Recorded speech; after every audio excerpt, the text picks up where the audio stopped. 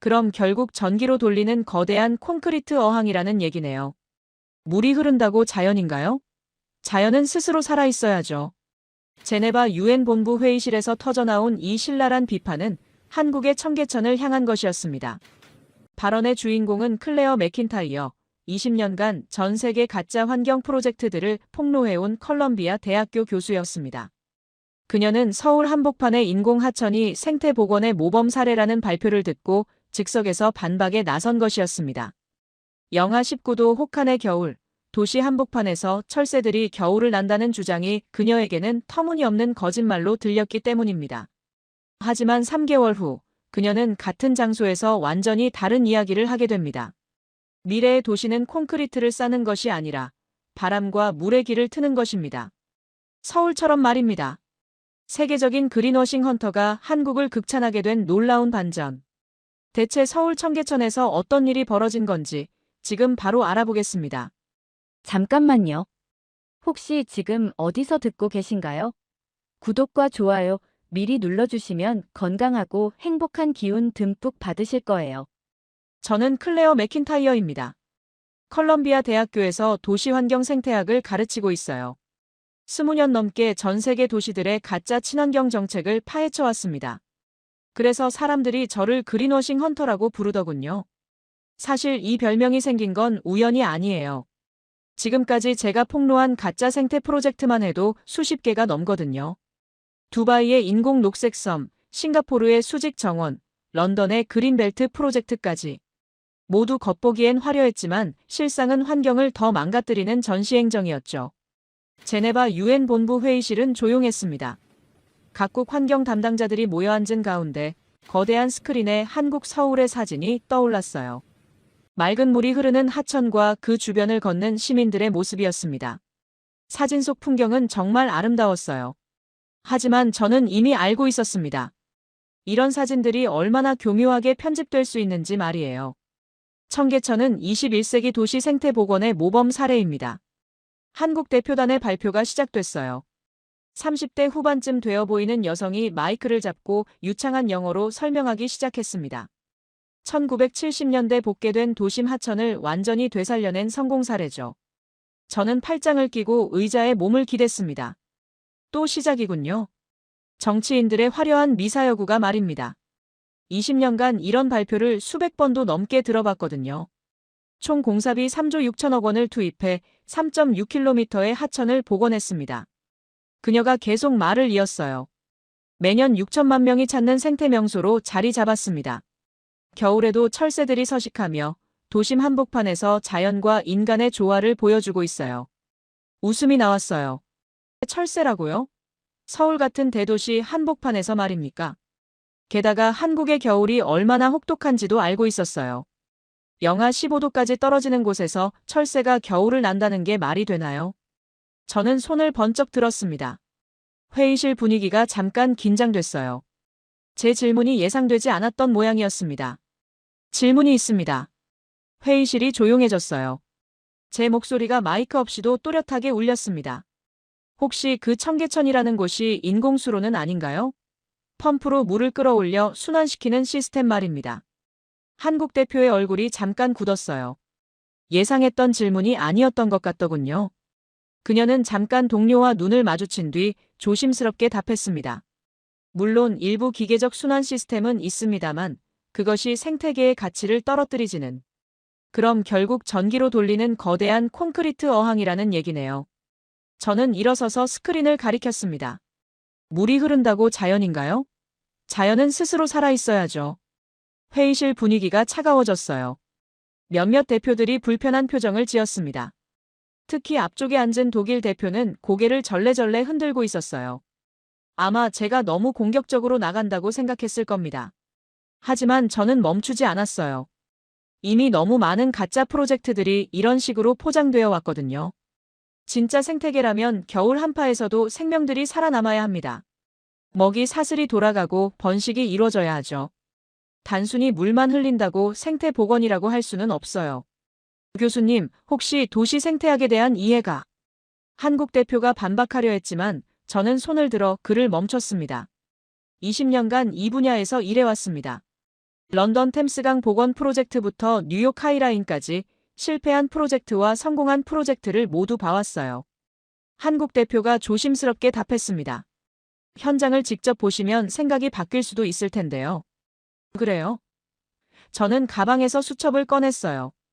벌써 이런 상황을 몇 번이나 겪어봤기 때문에 항상 준비해두고 다니는 거였어요. 그럼 한번 보러 가죠. 언제가 좋을까요? 지금이 가장 추운 시기입니다만. 더 좋네요. 저는 수첩에 뭔가를 적기 시작했어요. 가장 혹독할 때 견뎌낼 수 있는지 확인해 봐야죠. 진짜 생태계인지 가짜인지는 극한 상황에서 판가름 나는 법이거든요.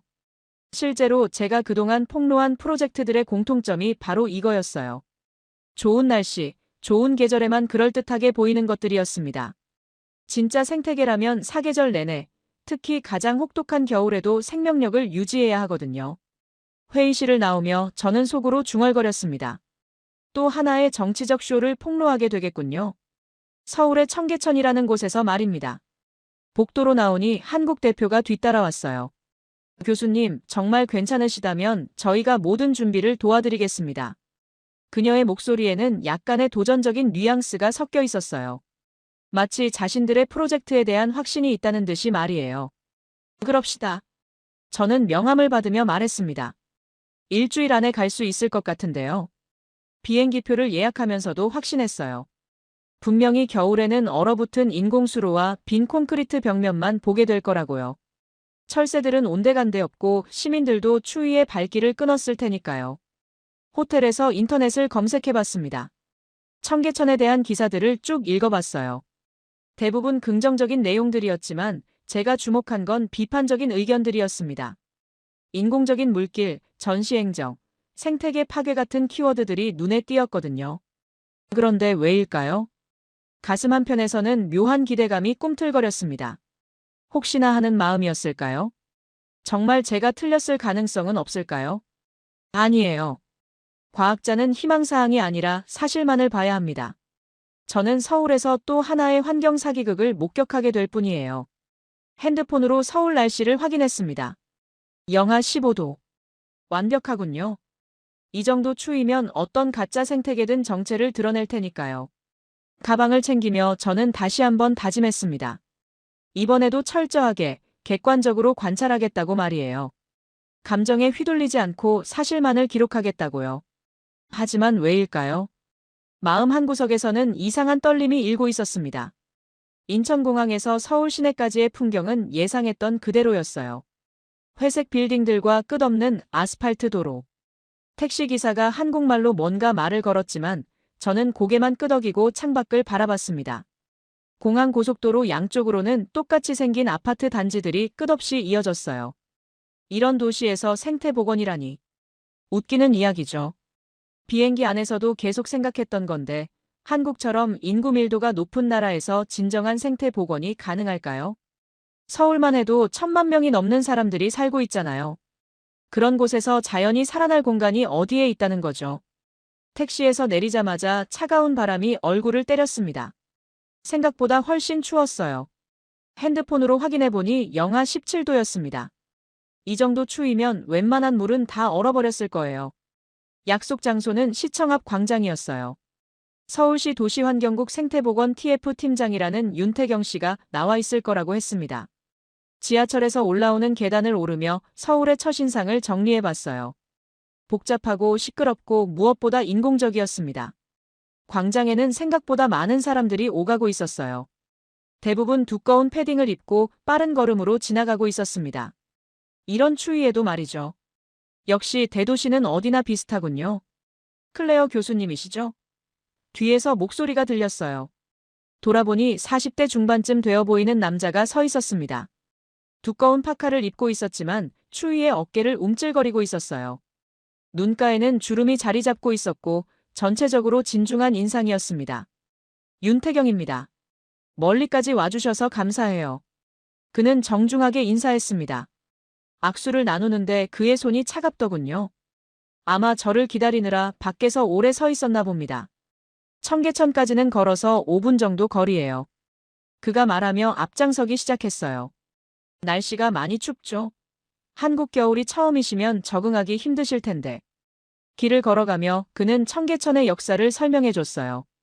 일제강점기부터 시작된 복개 과정, 산업화 시대의 오염, 그리고 2003년부터 시작된 복원공사까지. 그의 설명은 상세했지만 제가 듣고 싶은 건 그런 게 아니었죠. 수원이 어디예요? 저는 단도직입적으로 물었습니다. 자연적으로 흘러내려오는 물인가요? 아니면 인공적으로 공급되는 건가요? 윤 팀장의 걸음이 잠깐 느려졌어요. 예상했던 질문이긴 한 모양이었습니다. 한강 상류에서 취수해서 정화 과정을 거쳐 공급됩니다. 하루 12만 톤 정도죠. 그럼 펌프로 올려보내는 거네요. 맞습니다. 그의 대답은 솔직했어요. 적어도 거짓말을 하지는 않는 사람 같았습니다. 자연스러운 수원이 아니라는 얘기군요. 그렇긴 하지만 생태계가 형성되기 위해서는 저는 그의 말을 끊었어요. 있는 그대로만 보고 싶어요.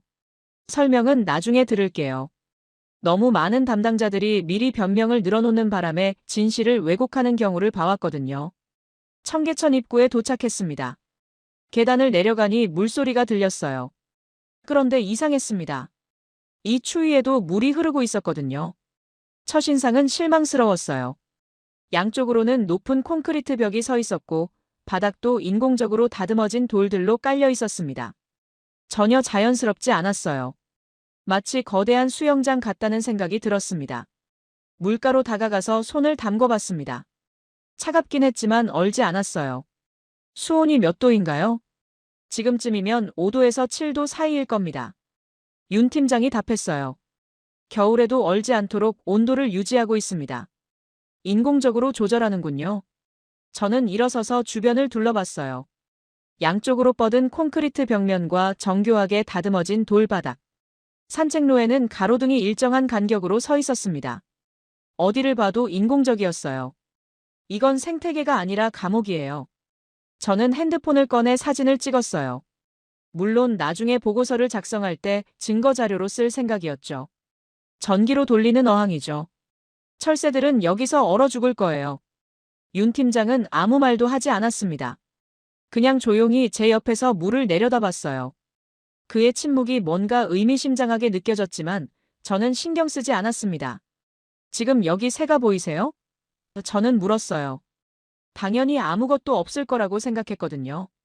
이런 추위에, 이런 인공적인 환경에서 야생동물이 살 리는 없으니까요. 그런데 그 순간이었습니다. 물 한가운데서 뭔가 움직이는 게 보였어요. 자세히 보니 오리였습니다. 청둥오리 몇 마리가 조용히 물 위를 떠다니고 있었어요. 저 오리들은 뭐죠? 제 목소리가 조금 높아졌어요. 이 추위에 왜 저기 있는 거예요? 겨울 철새들입니다. 윤 팀장이 조심스럽게 말했어요. 매년 11월부터 3월까지 여기서 겨울을 나거든요. 그럴 리 없어요. 저는 고개를 저었습니다. 야생동물이 이런 인공 환경에서 겨울을 날 이유가 없어요. 먹이도 없을 텐데요. 하지만 제 눈앞에서는 분명히 오리들이 유유히 헤엄치고 있었습니다. 전혀 스트레스 받는 기색도 없이 말이에요. 이상했어요. 정말 이상했습니다. 혹시 인위적으로 먹이를 주고 있나요? 저는 다시 물었어요. 아니면 어디선가 데려온 건가요? 아니요. 윤 팀장의 대답은 단호했어요. 시민들이 가끔 빵 부스러기 같은 걸 주기도 하지만 공식적으로는 먹이를 주지 않습니다. 야생동물의 자연스러운 습성을 보호하기 위해서죠. 저는 오리들을 계속 지켜봤습니다.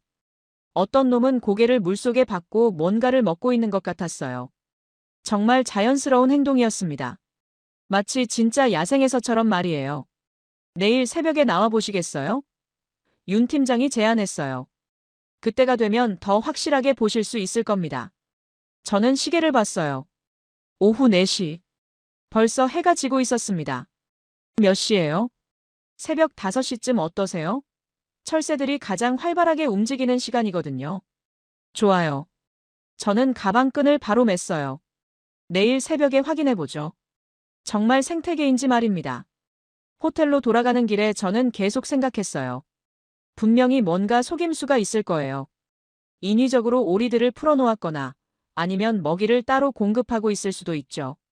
아니면 전기로 온수를 순환시켜서 오리들이 착각하고 있는 건지도 모르고요. 진짜 야생 생태계라면 이런 혹독한 추위 속에서도 스스로 생존할 수 있어야 합니다. 내일 새벽이면 모든 게 밝혀질 거예요. 하지만 왜일까요? 마음 한구석에서는 묘한 궁금증이 생기고 있었습니다. 정말로 이곳에서 자연이 살아날 수 있을까요? 새벽 4시 30분에 눈을 떴어요. 창밖은 아직 캄캄했습니다. 호텔 창문에는 성에가 끼어 있었고 밖에서 바람 소리가 들렸어요. 핸드폰으로 날씨를 확인하니 영하 19도까지 떨어졌더군요. 이 정도 추위면 웬만한 얕은 물은 다 얼어버렸을 거예요. 제가 지금까지 겨울철 현장 조사를 다니면서 봐온 경험으로는 말이죠. 영하 15도만 넘어가도 대부분의 도시 하천은 얼어붙거든요. 호텔에서 청계천까지는 걸어서 20분 거리였어요. 두꺼운 패딩을 입고 나왔지만 추위가 뼛속까지 파고들었습니다. 새벽 공기는 차가운 칼날처럼 얼굴을 베었어요. 길거리에는 사람 그림자도 보이지 않았습니다. 가로등 불빛만이 새하얀 입김을 비춰줄 뿐이었죠. 걸어가면서 계속 의심했어요. 과연 이런 추위에도 물이 흐르고 있을까? 설사 흐른다고 해도 그게 정말 자연스러운 현상일까? 청계천 입구 계단을 내려갔습니다. 어젯밤보다 훨씬 조용했어요. 발걸음 소리만 콘크리트 벽에 메아리 쳤습니다. 주변은 고요했고 오직 제 숨소리만 들렸어요. 그런데 이상했어요. 물소리가 들렸거든요. 새벽 5시, 영하 19도인데도 말입니다. 졸졸졸 물이 흐르는 소리가 분명히 들렸어요. 물가에 다가가서 손전등을 켰어요. 예상과 달리 물이 흐르고 있었습니다. 얼음이 전혀 없었어요. 오히려 물 표면에서는 약간의 김이 올라오고 있었습니다. 어떻게 이런 일이? 저는 중얼거렸어요. 생각해봐도 이해가 안 됐거든요. 손을 물에 담궈봤습니다. 차갑긴 했지만 얼지 않을 정도의 온도였어요. 확실히 뭔가 인위적인 조작이 있을 거라고 생각했습니다. 전기 히터나 온수 공급 시스템 같은 게 말이죠. 그때였습니다. 물 위에서 뭔가 움직이는 게 보였어요. 손전등을 그쪽으로 향하니 오리들이었습니다. 어제 봤던 청둥오리뿐만 아니라 다른 종류들도 보였어요. 검은 머리에 하얀 볼을 가진 쇠오리들. 그리고 갈색 깃털의 비오리들까지. 심지어 머리에 특이한 댕기가 달린 댕기 흰 죽지까지 있었어요. 놀라운 건 그들이 얼음 위가 아니라 물 위에 떠 있다는 거였어요. 영하 19도인데도 말입니다. 마치 따뜻한 봄날처럼 편안해 보였어요. 저는 스마트폰을 꺼내 주변 강들의 상황을 검색해 봤어요. 한강 지류들은 모두 얼어 있었습니다. 서울 시내 다른 하천들도 마찬가지였어요. 뉴스에서는 한강 일부 구간이 얼어붙었다고 보도하고 있었거든요. 그런데 청계천만 흐르고 있었습니다. 이상했어요. 정말 이상했습니다. 왜 안 얼지? 제 목소리가 새벽 공기를 가르며 울렸어요. 혼잣말이었지만 목소리가 생각보다 크게 나왔어요. 물 온도를 재보고 싶어서 온도계를 물에 담궜습니다. 6도였어요. 얼음이 얼기 시작하는 온도보다 훨씬 높았어요. 분명히 인위적인 온도 조절이 있을 거라고 생각했습니다. 그런데 여기서 더 놀라운 일이 벌어졌습니다. 오리들이 잠에서 깨기 시작한 거예요. 한 마리, 두 마리씩 머리를 들고 주변을 둘러보더니 물 위에서 몸을 털기 시작했어요. 쇠오리 한 마리가 제 쪽으로 헤엄쳐 왔습니다. 경계하는 기색이 전혀 없었어요. 마치 사람에게 익숙한 것처럼 보였죠. 이상했어요. 진짜 야생동물이라면 이렇게 가까이 오지 않을 텐데요. 얘네들이 진짜 야생이야? 저는 의심스러운 마음으로 중얼거렸어요. 혹시 어디선가 기른 오리들을 풀어놓은 건 아닐까요? 그런데 그 순간 더욱 놀라운 광경이 펼쳐졌습니다. 비오리 한 마리가 갑자기 물속으로 잠수하는 거였어요. 완전히 물속으로 사라졌다가 몇 초 후에 다시 떠올랐습니다. 입에는 뭔가를 물고 있었어요. 자세히 보니 작은 물고기였습니다. 진짜 물고기를 잡아먹고 있는 거였어요. 이 추운 겨울, 인공 하천에서 말이죠. 먹이가 있다는 거야? 저는 놀라서 말했어요. 이건 예상하지 못한 일이었어요. 다른 오리들도 하나둘씩 활동을 시작했습니다. 어떤 놈은 물 표면을 헤엄치며 뭔가를 쪼고 있었고 또 다른 놈은 머리를 물속에 박고 뭔가를 찾고 있었어요. 전형적인 야생 오리들의 먹이 찾기 행동이었습니다. 저는 물가를 따라 천천히 걸어가며 관찰했어요. 오리들의 행동을 자세히 보고 싶었거든요. 혹시 인위적인 부분이 있나 확인하려고 말이에요. 그런데 갈수록 더 신기한 광경이 펼쳐졌습니다. 오리들이 완전히 자연스럽게 행동하고 있었거든요. 사람을 경계하면서도 적당한 거리를 유지하고 서로 다투기도 하고 짝을 지어 헤엄치기도 했어요. 특히 댕기 흰죽지는 정말 신기했어요. 수컷의 머리에 달린 댕기가 물 위에서 펄럭이는 모습이 인상적이었습니다. 이런 아름다운 새가 도시 한복판에서 겨울을 나고 있다니. 해가 조금씩 떠오르기 시작했어요. 하늘이 서서히 밝아지면서 주변이 더 또렷하게 보였습니다. 그리고 더 많은 새들이 보이기 시작했어요. 물 윗뿐만 아니라 물가 근처에서도 새들이 활동하고 있었습니다. 작은 새들이 돌틈새를 뒤지며 뭔가를 찾고 있었어요. 이것도 전형적인 겨울철 새들의 행동이었습니다. 저는 벤치에 앉아서 계속 관찰했어요. 시간이 지날수록 더 많은 의문이 생겼습니다. 정말 이곳이 인공 하천이 맞나요? 이렇게 다양한 새들이 자연스럽게 살아갈 수 있는 곳이 말이에요. 새벽 6시가 되자 윤 팀장이 나타났습니다. 일찍 나오셨네요. 그는 따뜻한 커피 2잔을 들고 있었어요. 이상해요. 저는 솔직하게 말했습니다. 정말 이상해요. 이렇게 추운데 왜 물이 안 얼죠? 궁금하시겠어요. 그가 커피를 건네주며 말했어요. 사실 저희도 처음에는 놀랐거든요. 복원 초기에는 겨울에 얼어붙곤 했어요. 그럼 지금은 뭐가 다른 건가요? 물의 흐름이 달라졌습니다. 그가 설명하기 시작했어요. 처음에는 단순히 물을 흘려보내는 것만 생각했는데 시간이 지나면서 물의 순환 시스템이 안정화됐어요. 그리고 저는 그의 설명을 들으며 오리들을 계속 지켜봤습니다. 분명히 뭔가 특별한 일이 일어나고 있었어요. 하지만 아직은 확신할 수 없었습니다. 진짜 생태계가 만들어진 건지 아니면 교묘한 인공 시스템인지 더 자세히 관찰해봐야 할 것 같았어요. 해가 완전히 떠오르자 청계천은 완전히 다른 모습을 보여줬어요. 새벽의 고요함이 사라지고 새들의 활기찬 움직임이 시작된 거였어요. 저는 벤치에 앉아 따뜻한 커피를 마시며 그 광경을 지켜봤습니다.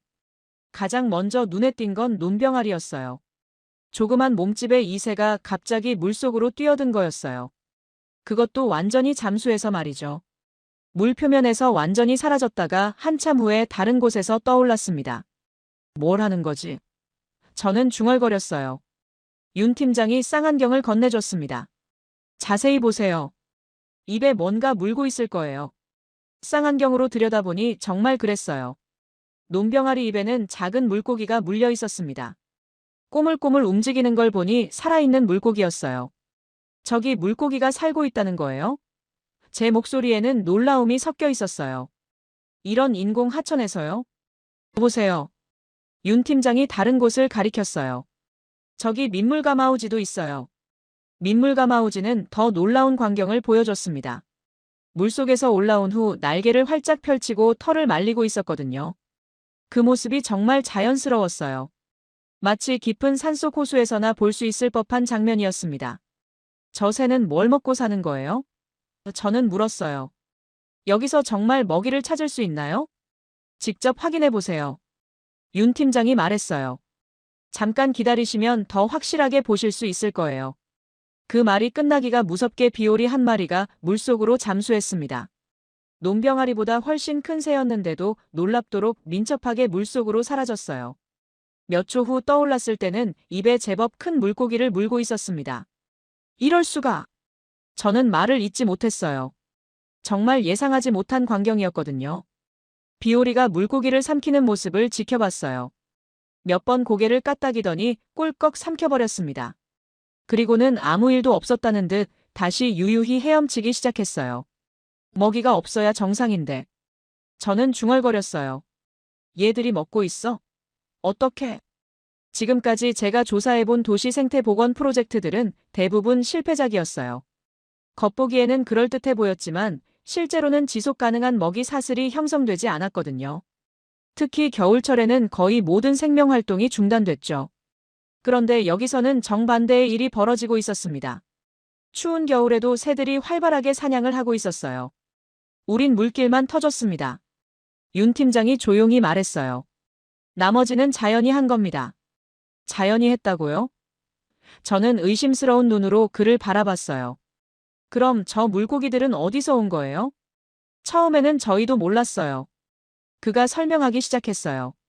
복원 초기에는 물고기를 따로 방류하지 않았거든요.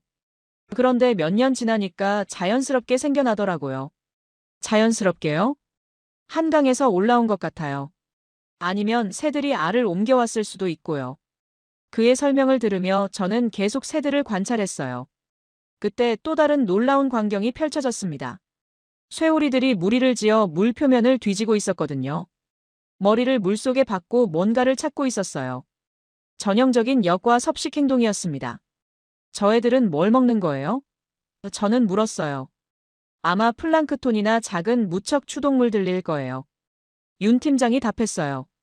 물속에 미생물들이 서식하고 있거든요. 미생물이라고요? 이 인공 하천에서 미생물 생태계까지 형성됐다는 말인가요? 점점 더 신기해졌어요. 다른 새들도 관찰해봤습니다. 댕기 흰죽지는 주로 잠수를 해서 먹이를 찾고 있었어요. 동작이 정말 능숙했습니다. 오랫동안 이곳에서 살아온 것처럼 말이에요.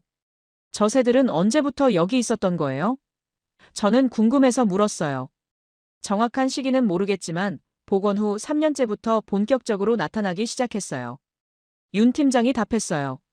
처음에는 한두 마리씩 와서 둘러보고 가더니 점차 무리가 커졌죠. 3년이라는 시간. 생태계가 안정화되기에는 그리 긴 시간은 아니에요. 하지만 새들이 이곳을 안전한 서식지로 인식했다는 건 분명해 보였어요. 그런데 정말 놀라운 건 따로 있었습니다. 새들이 사냥하는 모습이 완전히 야생에서와 똑같았다는 거예요. 인공적인 환경에서 자란 새들이라면 이런 본능적인 행동을 보이기 어려울 텐데요. 비오리 한 마리가 다시 잠수했습니다. 이번에는 더 오래 물속에 있었어요. 거의 30초나 지나서야 떠올랐는데 입에는 더 큰 물고기를 물고 있었습니다. 저렇게 큰 물고기까지 있다는 거네요. 저는 놀라서 말했어요. 붕어나 잉어 같은 것들이 서식하고 있어요. 윤 팀장이 설명했어요. 크기도 제법 되는 것들이 있죠. 저는 확신이 서기 시작했어요. 이건 단순한 전시용 시설이 아니었습니다. 정말로 생태계가 돌아가고 있었어요. 먹이 사슬이 형성되어 있었고 각 종들이 자신의 역할을 하고 있었습니다. 하지만 여전히 의문이 남았어요. 이런 일이 어떻게 가능한 건지. 인공 하천에서 이 정도 생태계가 만들어지다니. 정말 신기하네요. 저는 솔직하게 인정했어요. 예상했던 것과 완전히 달라요. 윤 팀장이 미소를 지었습니다. 처음 오시는 분들은 다들 그런 반응을 보여요. 저희도 처음에는 믿기 어려웠거든요. 새벽 7시가 되자 새들의 활동이 더욱 활발해졌어요. 마치 하루 일과를 시작하는 것 같았습니다. 사냥하고 털을 정리하고 영역을 다투고 완전히 자연스러운 모습이었어요. 저는 노트에 관찰 내용을 적기 시작했습니다. 이건 분명히 기록으로 남길 만한 가치가 있는 현상이었어요. 제 예상을 완전히 뒤엎는 놀라운 일이었거든요. 더 보고 싶어요. 저는 윤 팀장에게 말했어요. 다른 구간도 이런가요? 물론이죠. 그가 답했어요. 오늘 하루 종일 계시면서 자세히 관찰해 보세요. 더 놀라운 것들을 보시게 될 거예요. 저는 벤치에서 일어났습니다. 이제 정말 본격적으로 조사해 볼 때였어요. 이 놀라운 현상의 비밀을 파헤쳐야 했습니다. 오전 8시가 되자 저는 청계천을 따라 걸어가며 더 자세한 관찰을 시작했어요. 새들의 사냥 모습에 놀란 것도 잠깐, 이제는 정말 근본적인 의문이 들었거든요. 도대체 이 물고기들과 미생물들은 어디서 온 건가요? 물가에 쪼그려 앉아서 물속을 들여다봤습니다. 투명한 물 아래로 바닥이 보였어요. 그런데 예상했던 맨 콘크리트가 아니라 뭔가 다른 층이 형성되어 있었습니다. 저게 뭐죠?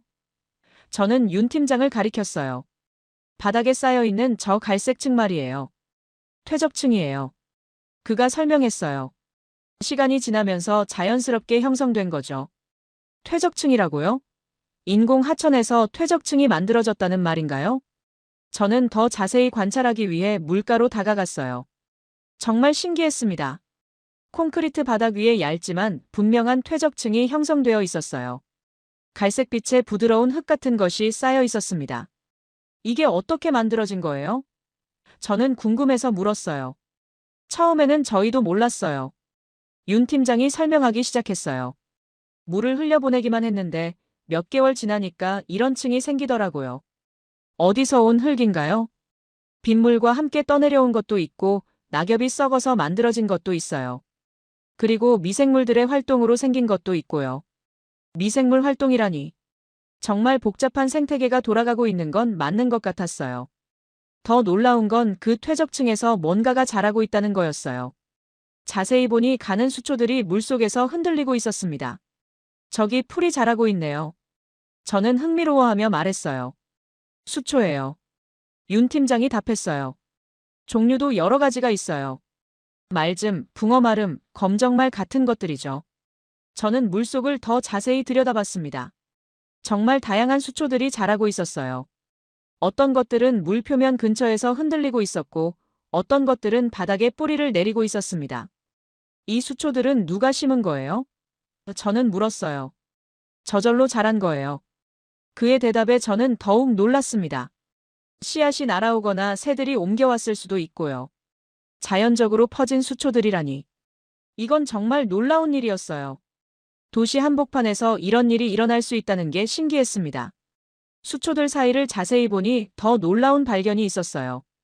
작은 생물들이 움직이고 있는 게 보였거든요. 저기 뭔가 움직이고 있어요.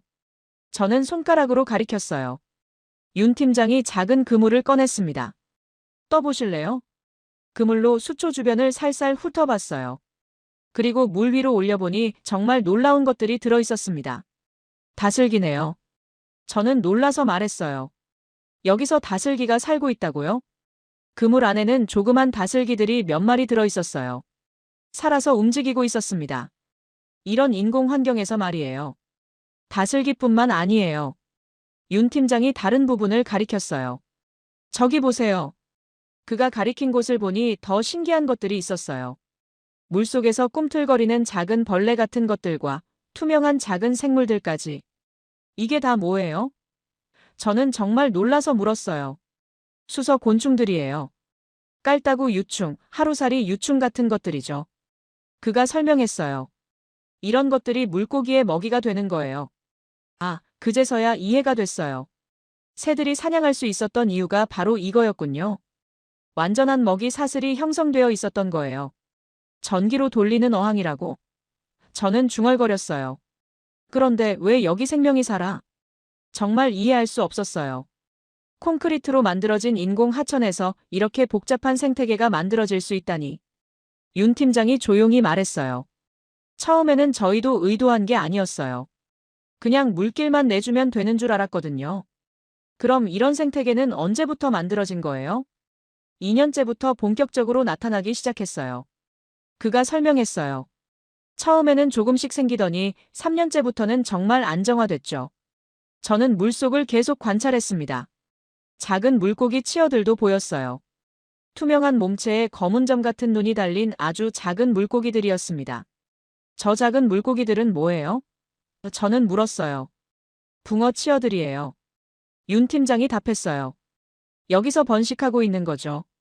번식까지 한다고요? 이건 정말 완전한 생태계네요.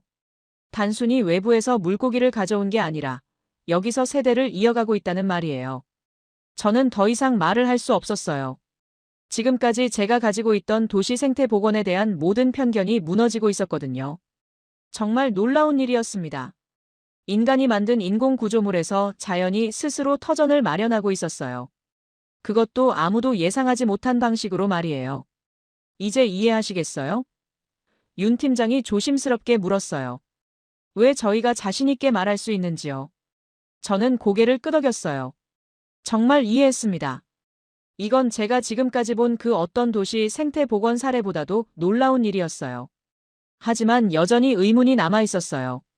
이런 생태계가 정말 지속 가능할까요? 그리고 겨울철에도 계속 유지될 수 있을까요? 좀 더 관찰해봐도 될까요? 저는 윤 팀장에게 물었어요. 정말 신기해서 더 보고 싶어요. 물론이죠.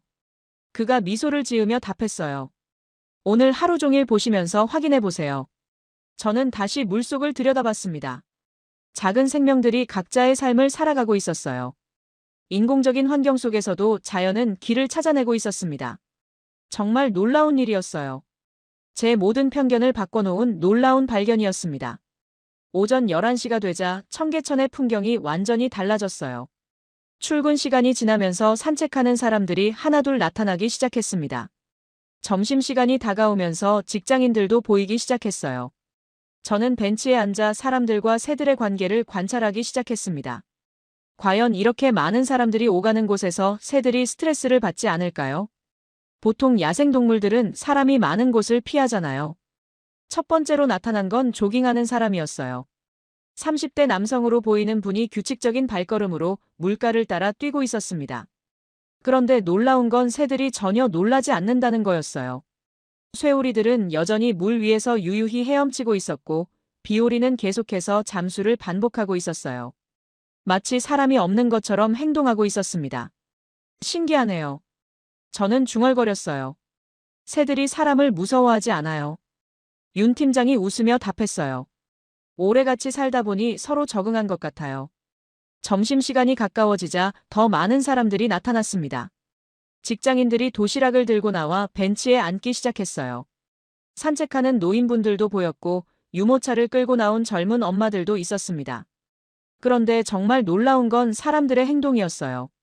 새들 가까이에 있으면서도 큰 소리를 내거나 위협적인 행동을 하는 사람이 아무도 없었습니다. 특히 인상적이었던 건 한 어머니와 아이의 모습이었어요. 5살쯤 되어 보이는 아이가 오리들을 보고 신기해하며 물가로 뛰어가려고 했거든요. 민준아, 천천히.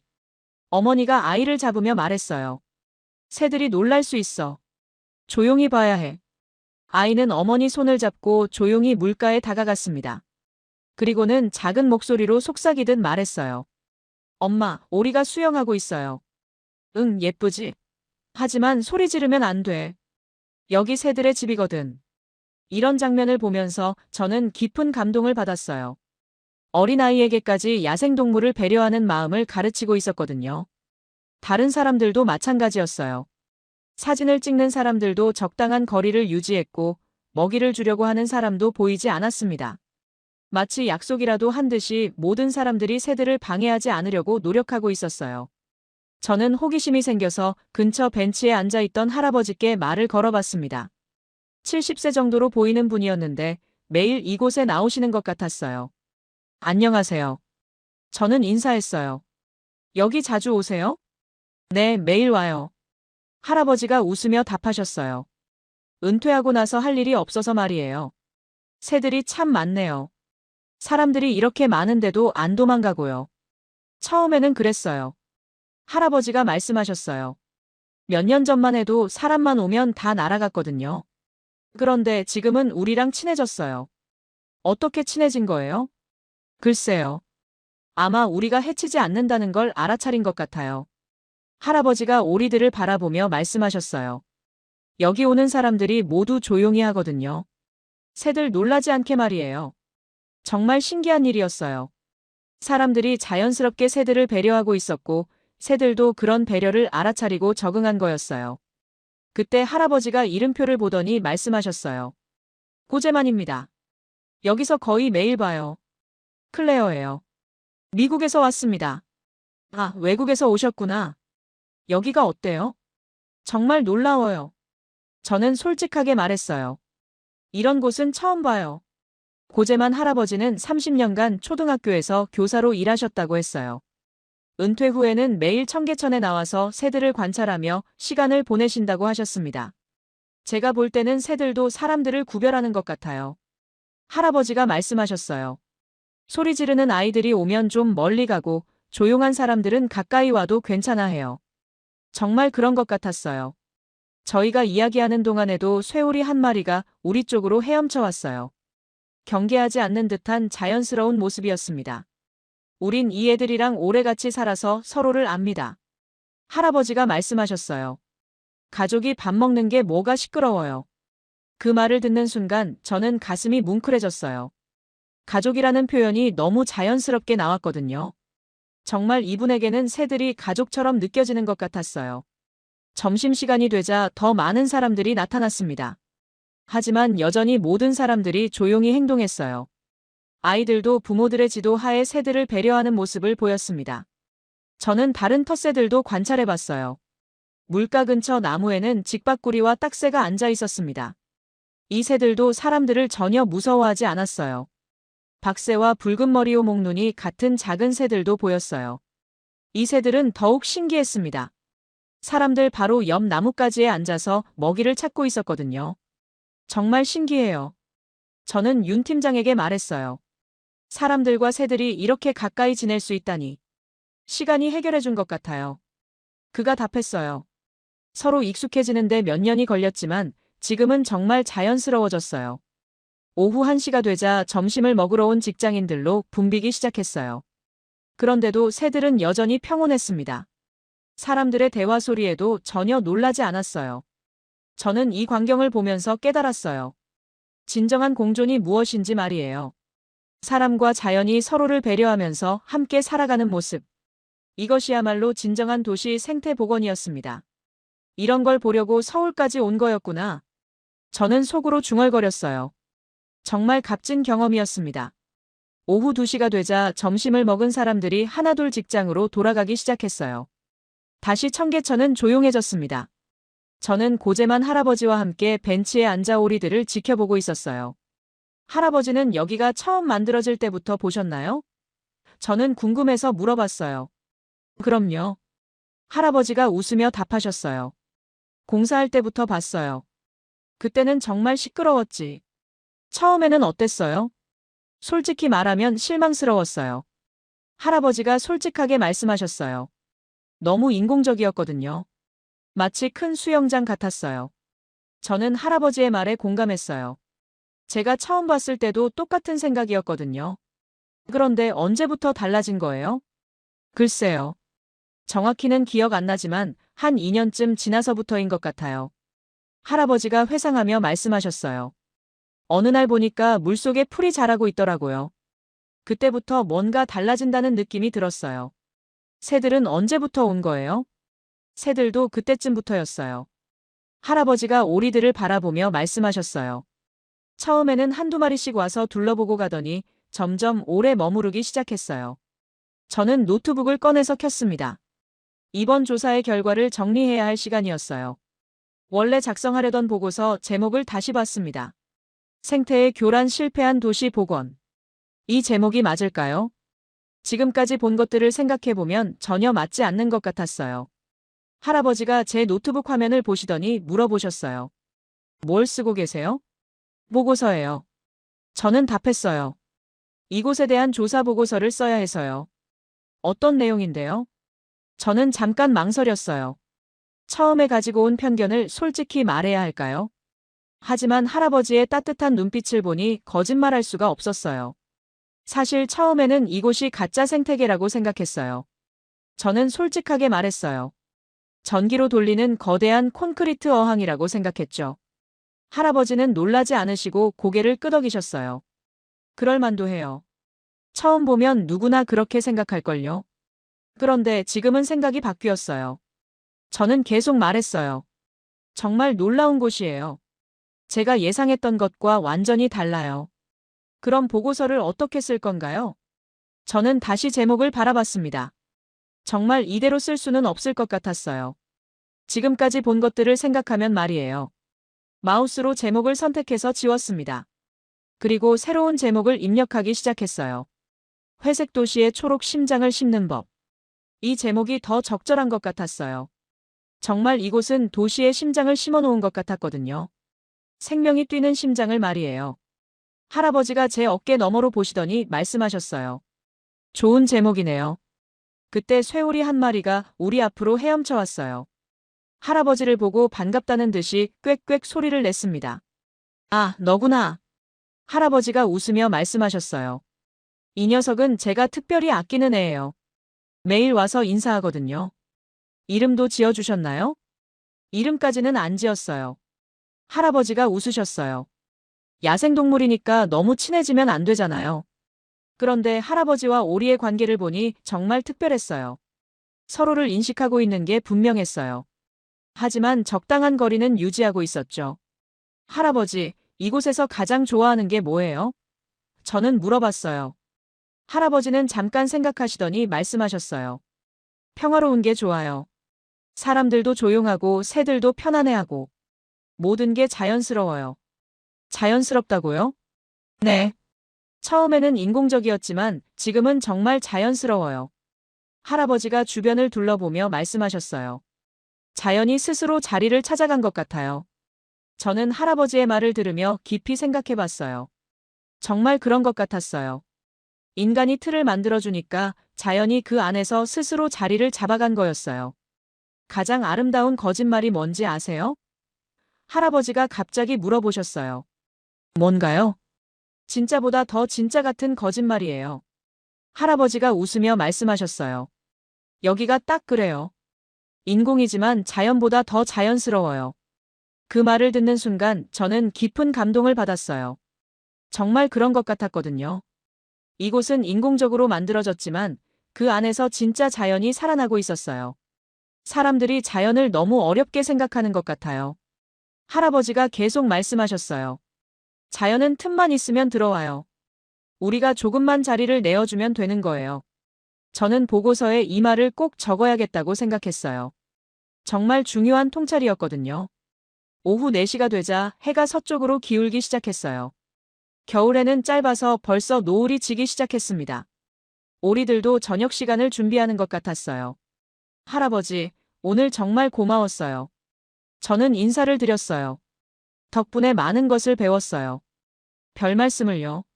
할아버지가 웃으며 답하셨어요. 또 오세요. 여기 새들도 기다릴 거예요. 저는 노트북을 닫고 일어났습니다. 이제 정말 확신을 가지고 보고서를 쓸 수 있을 것 같았어요. 제목도 정했고 내용도 정리됐으니까요. 청계천을 떠나면서 저는 다시 한번 주변을 둘러봤습니다. 정말 아름다운 곳이었어요. 사람과 자연이 조화를 이루는 특별한 공간이었습니다. 정말 놀라운 하루였어. 저는 속으로 중얼거렸어요. 제 모든 편견이 바뀐 하루였거든요. 3개월 후 뉴욕 컬럼비아 대학교. 제 연구실은 학생들로 가득했어요.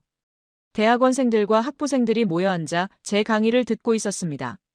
오늘은 특별한 강의를 준비했거든요. 오늘은 도시 생태복원의 성공 사례에 대해 이야기해 보겠습니다. 저는 프로젝터를 켜며 말했어요. 스크린에 청계천 사진이 떠올랐습니다. 학생들이 웅성거렸어요. 아마 어떤 내용일지 궁금해하는 것 같았어요. 제가 보통 실패 사례를 더 많이 다뤘거든요. 혹시 여러분 중에 한국 서울에 가본 사람 있나요? 저는 학생들을 둘러봤어요. 몇 명이 손을 들었습니다. 그럼 청계천이라는 곳은 들어봤나요? 이번에는 더 적은 수의 학생들이 손을 들었어요. 저는 3개월 전까지만 해도 이곳을 가짜 생태계라고 생각했어요. 저는 솔직하게 말했어요. 전기로 돌리는 거대한 콘크리트 어항이라고 표현했죠. 학생들이 웃었어요. 제가 이런 신랄한 표현을 자주 쓰는 걸 알고 있었거든요. 하지만 직접 가서 보고 나서는 생각이 완전히 바뀌었습니다. 저는 계속 말했어요. 정말 놀라운 곳이었거든요. 다음 슬라이드에는 제가 찍은 오리 사진들이 나왔어요. 쇠오리, 비오리, 댕기 흰죽지가 물 위에서 헤엄치는 모습이었습니다. 영하 19도의 혹독한 추위에도 이 새들은 청계천에서 겨울을 나고 있어요. 저는 설명했어요. 그것도 도시 한복판에서 말이죠. 교수님, 인공적으로 온도를 조절하는 거 아닌가요? 한 학생이 질문했어요. 물론 물순환 시스템은 있어요. 저는 답했어요. 하지만 중요한 건 그게 아니에요. 진짜 생태계가 만들어졌다는 거죠. 다음 슬라이드에는 수중 생물들의 사진이 나왔어요. 다슬기, 수서 곤충, 작은 물고기들의 모습이었습니다. 인공 하천에서 이렇게 복잡한 생태계가 형성됐어요. 저는 설명을 계속했어요. 아무도 예상하지 못한 일이었죠. 어떻게 이런 일이 가능한 건가요? 다른 학생이 물었어요. 자연에게 기회를 준 거예요. 저는 답했어요. 인간이 물길을 터주니까 자연이 스스로 들어온 거죠. 다음 슬라이드에는 사람들과 새들이 공존하는 모습이 나왔어요. 할아버지와 아이들, 직장인들이 새들과 함께 있는 평화로운 장면이었습니다. 가장 놀라웠던 건 사람들의 태도였어요. 저는 고재만 할아버지의 말을 떠올리며 말했어요. 가족이 밥 먹는 게 뭐가 시끄럽냐고 하시더군요. 학생들이 조용해졌어요. 그 말의 의미를 이해하고 있는 것 같았어요. 우리는 자연을 보호하려고 벽을 쳤습니다. 저는 천천히 말했어요. 하지만 서울은 자연을 초대했습니다. 이 말을 하면서 저 자신도 다시 한번 감동을 받았어요. 정말 그런 것 같았거든요. 서울 사람들은 자연과 함께 살려고 노력하고 있었어요. 그렇다면 우리도 이런 프로젝트를 할 수 있을까요? 한 학생이 질문했어요. 물론이죠. 저는 확신 있게 답했어요. 하지만 조건이 있어요. 어떤 조건인가요? 인간의 욕심을 내려놓는 거예요. 저는 설명했어요. 자연을 통제하려고 하지 말고 자연이 스스로 자리 잡을 수 있게 기다려야 해요. 마지막 슬라이드에는 제 보고서 제목이 떠올랐어요. 회색 도시의 초록 심장을 심는 법. 이게 제가 배운 가장 중요한 교훈이에요. 저는 마무리했어요. 도시에도 심장이 필요해요. 생명이 뛰는 심장 말이에요. 강의가 끝나자 학생들이 박수를 쳤어요. 평소보다 긴 박수였어요. 아마 제 이야기에 감동을 받은 것 같았어요. 강의실을 나서며 저는 창밖을 바라봤어요. 뉴욕의 회색 빌딩들이 끝없이 펼쳐져 있었습니다. 이 도시에도 청계천 같은 곳이 만들어질 수 있을까요? 사무실로 돌아와서 이메일을 확인해 봤어요. 윤태경 팀장에게서 온 메일이 있었습니다. 사진 몇 장이 첨부되어 있었어요. 사진 속에는 봄이 된 청계천의 모습이 담겨 있었어요. 새로 돋아난 새싹들과 더 많아진 새들의 모습이었습니다. 정말 아름다웠어요. 메일에는 짧은 글이 적혀 있었어요. 교수님 덕분에 우리도 자신감을 얻었습니다. 감사합니다. 저는 미소를 지었어요. 정말 뜻깊은 여행이었구나 하는 생각이 들었어요. 제 편견만 바뀐 게 아니라 다른 사람들에게도 도움이 됐다니. 다시 창밖을 바라봤어요. 뉴욕 한복판에도 언젠가는 새들이 날아올 수 있을까요? 사람들이 자연과 함께 살아가는 그런 날이 올까요? 미래의 도시는 콘크리트를 쌓는 것이 아니라 바람과 물의 길을 트는 것입니다. 저는 혼잣말로 중얼거렸어요. 서울처럼 말입니다. 그날 밤 집에 돌아가서 저는 오랜만에 일기를 썼어요. 서울에서의 경험을 정리하고 싶었거든요. 오늘 학생들에게 청계천 이야기를 했다. 그들의 반응을 보니 나만 변한 게 아니라는 걸 알 수 있었다.